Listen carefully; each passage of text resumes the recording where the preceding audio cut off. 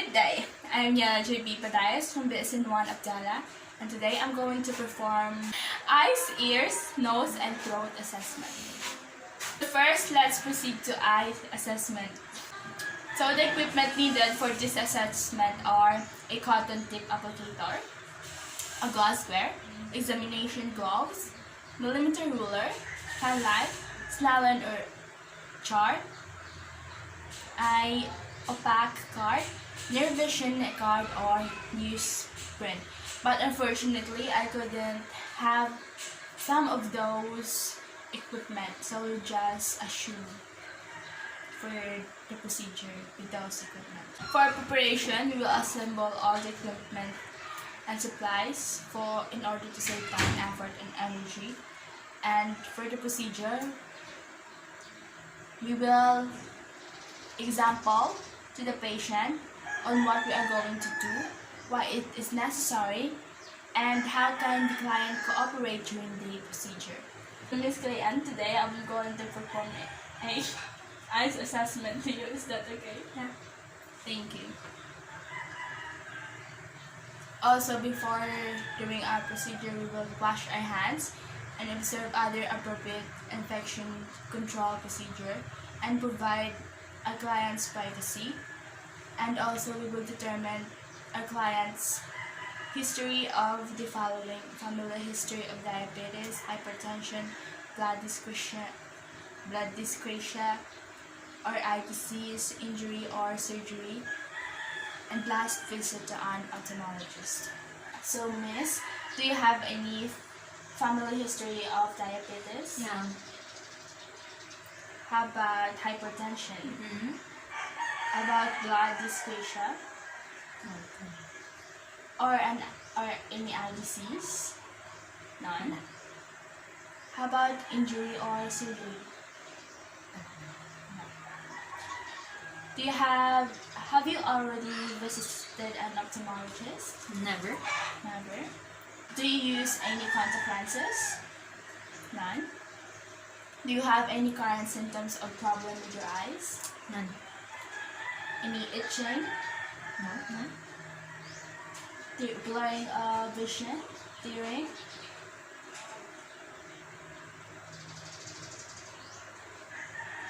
Do you use any eyeglasses? None. Okay, thank you. Now let's proceed to external eye structure examination. We should first inspect the eyelids and lashes for the following: position and appearance, blinking, position and appearance, and blinking. Now, could you please look at me, straight in my eyes? Could you blink for me? Again, blink. Thank you, that's all. For position and appearance of the eyelids and lashes of our patients, lid margins are moist and pink, lashes are long and evenly spaced and curled outward, and lower margins at the bottom edge of her iris are upper margins of lid cover approximately 2 millimeters of iris. And for the blinking, her blinking is symmetrical and voluntary at appropriate 15 blinks per minute. Now let's inspect her conjunctiva, bulbar and palpebral, and sclera for clarity and appearance by separating lids with thumb and index finger and asking our client to look up, down, and hard to either side. Now, Miss, I'm going to inspect your bulbar and peripheral.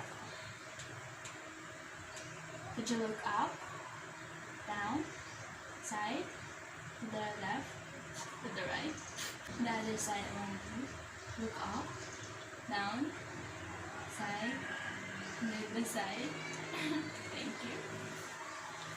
Now, it is at what we can see, the conjunctiva and bulbar, palpebral, and sclera of our patient is equally distributed and curled slightly outward. And the bulbar conjunctiva is clear with tiny vessels visible with and papillary conjunctiva is pink, with no discharge. Sclera is white, is blue-white. We will going to inspect her cornea using oblique lighting for appearance. So just see. Okay. For the cornea of our patient, it is transparent, smooth, and moist. Now we're going to inspect her iris and pupil for the following: shape, equality, and color, using also our pen light.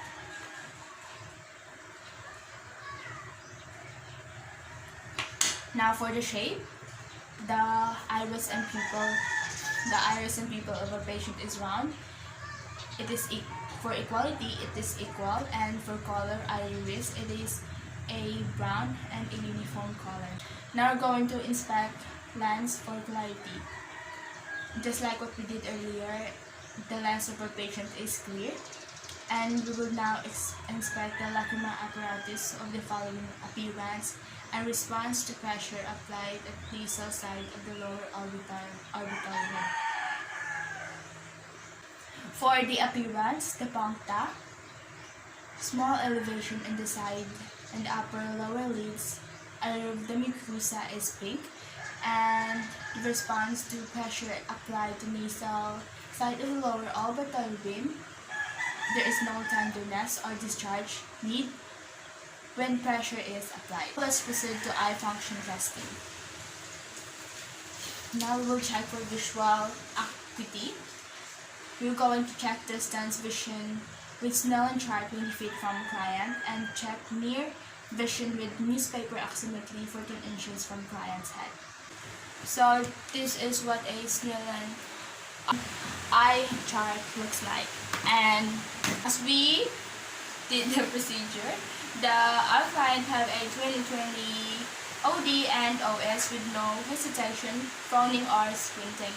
For near vision with newspaper approximately 14 inches from our client's head, the clients would print at 14 inches without difficulty. Now going to check her peripheral vision. As we do this, we will face client at a distance of 2 to 3 feet. Client and examiner look directly ahead and cover eye directly opposite each other. As we perform that, our client and examiner report using object at the same time as it approaches from the periphery. For now, we're going to check accommodation. We will ask our client to share at an object 3 feet away and move object toward client's nose. As we do this, our client pupil converge and constrict as object moves in toward the nose. Pupil response are uniform. Now, as we check her extraocular movements, as we ask the client to follow objects, it is moved in 6 cardinal fields. Now we're going to move. The 6 cardinal fields are up right, up left, down right, and down left. We do look right, left, up left, down right, down left. Thank you.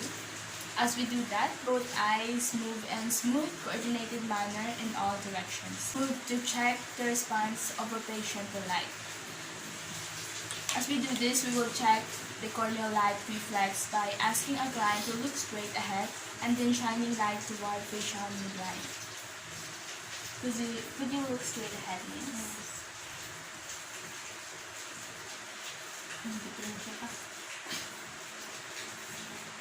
As we do this, the reflections of light noted as same location on both eyes. Now we're going also to check the red pupil response by asking our client to look straight ahead and approaching each eye from client side with a pen light. As you look straight ahead. Okay, thank you. As we do this, the pupil of our patient is illuminated and constrict.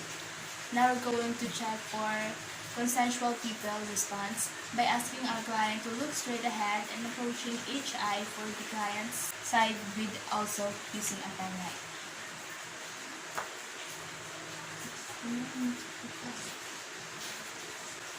Opposites the one illuminated constrict simultaneously. And also we're going to check for abnormal movement.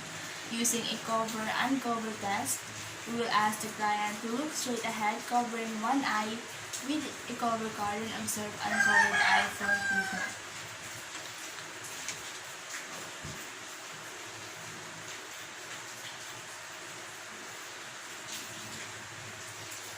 Could you look straight ahead, please?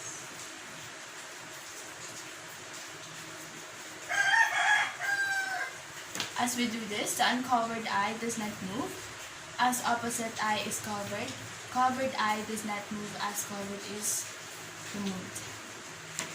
And after that, we will also do a hand hygiene and document findings and our client record. Now let's proceed to ear and hearing assessment. Equipment needed for this are otoscope with good batteries and a tuning fork, 512, 512, and 102 for arcs. For preparation, we will assemble all the equipment and supplies. But unfortunately, I could only show a picture of the equipment as I don't have that now. Now, this is an example of an otoscope. Now for the procedure, first we will also explain to the client on what we are going to do and why it is necessary in order to solicit cooperation. So Miss, today I will assess your ears and hearing. And before that, we will also perform a hand washing and observe any appropriate infection control procedure and also provide for our client's privacy. We will also going to determine client's history of the following: family history of hearing problems or loss, presence of any ear problems, and for medical history, especially if there are complaints of ringing in ears, any hearing difficulty is onset factors contributing to it, and how it is interfere with activities of daily living, use of a corrective hearing device when home it was obtained. So, Miss, do you have any family history of hearing problems? No. Any hearing infection? No. None. Thank you. And also, we're going to position our client comfortably. Miss Gayan, are you just comfortable in that position? Yes. Okay, thank you. Now for assessment, we will inspect internal ear for the following: size and shape, position, lesions, and discolorations. Now I'm just going to look at your ears.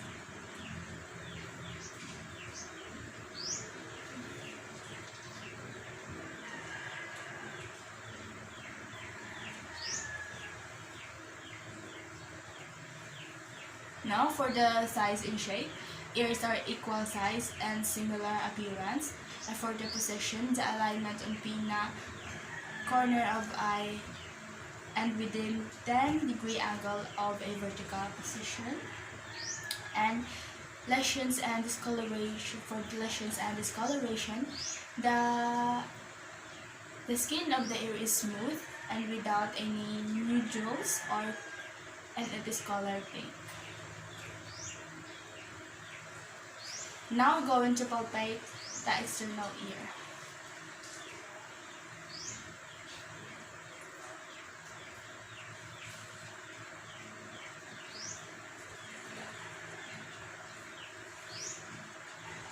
Now for the external, as I palpate the external ear, it is non-tender auricle and tragus.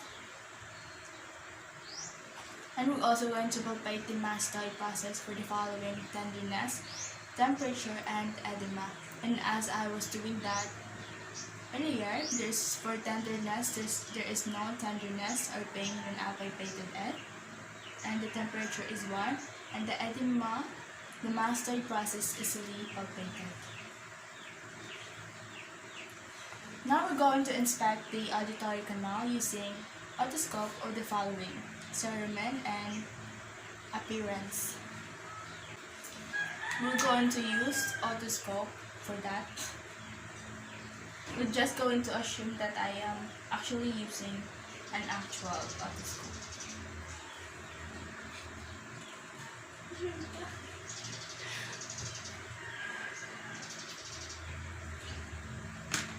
So for the cerumen, is some in brown color appearance, and the consistency, it is waxy, flaky and soft, but there is no other. For the appearance, the canal walls are pink and uniform with tympanic membrane visible. And for the tenderness, little or no discomfort or manipulation of pinea, inner 2/3 of canal, very tender if touched with speculum.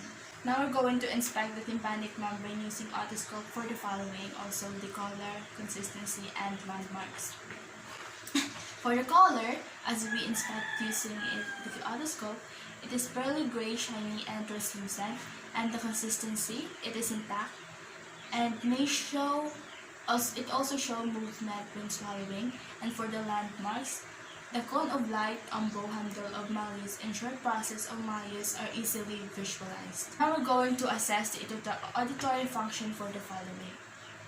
But unfortunately, let's just assume that we perform that because we don't have the proper equipment for that procedure.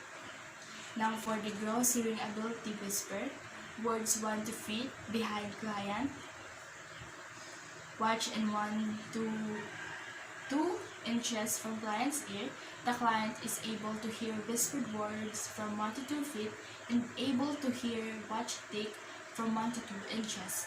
And for vibration, it is heard equally in both ears. For the comparison of air conduction, AC to bone, and conduction, BC, Renee, we will test this by placing a tuning fork in the mastoid, and our client have a greater AC and a lower BC. Now we're going to perform a Baumberg test for equilibrium by having our client stand with feet together, first with eyes open and with eyes closed. As we do this, we will put our hands around the client to prevent her from falling.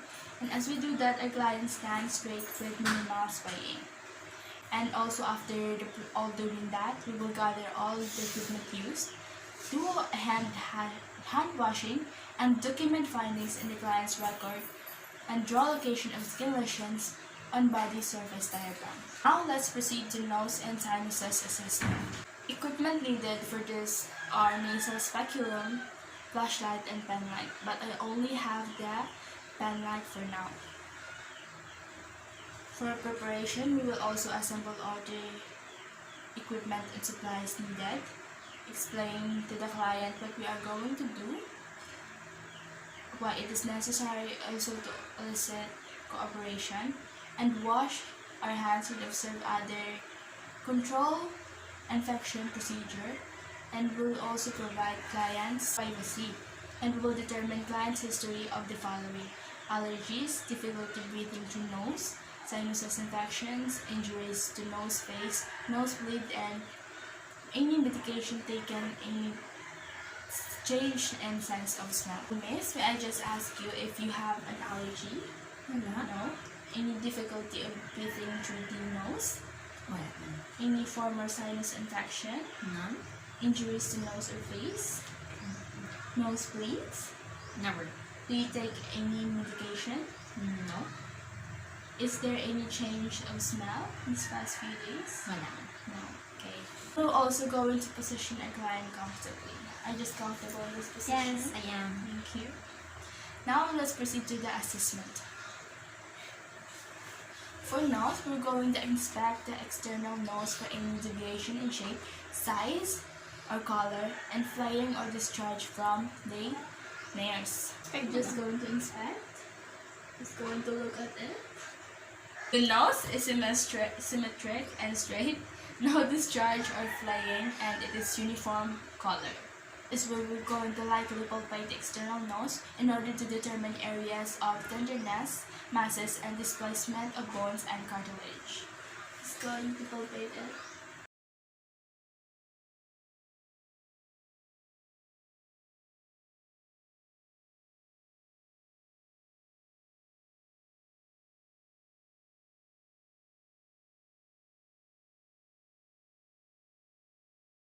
Now, as we palpate it, it is not tender nor lesions. Now, next is we're going to determine patency of both nasal cavities. As we do this, we will ask the client to close the mouth, exert pressure in one nares, and repeat the procedure to assess patency of the opposite nares. Miss, could you close your mouth and breathe?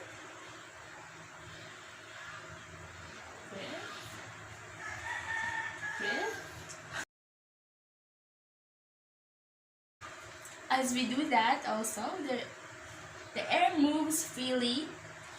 The air moves freely as the client breathes through the nares. Next is we're going to inspect the nasal cavities using a flashlight and a nasal speculum, and observe for the appearance of redness, swelling, in growth, and discharge.